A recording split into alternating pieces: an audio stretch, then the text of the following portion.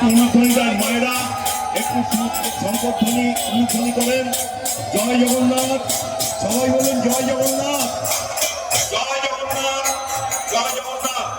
প্রভু আজকের মতো প্রদক্ষিণ শেষ করছেন এবং প্রদক্ষিণ করে তিনি চলে আসছেন এবং তিনি পালকি যোগে তিনি চলে যাবেন নিজ বাসভবনে অর্থাৎ জগন্নাথ বাড়িতে।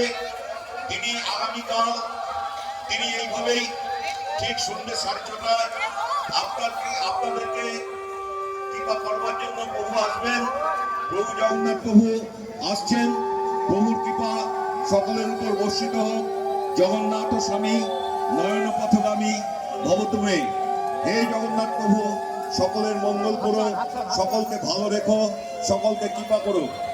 আজ প্রথম দিনের যাত্রা শেষ করলেন প্রভু এবং তিনি আজ চলে যাবেন মন্দিরে এবং মন্দিরে যে তিনি আগামীকাল ঠিক সন্ধ্যে 6:30টায় তিনি আবার এই চন্দন পুকুরে আসবেন এবং পালকি যোগে এসে তিনি নৌকা বিহার করবেন।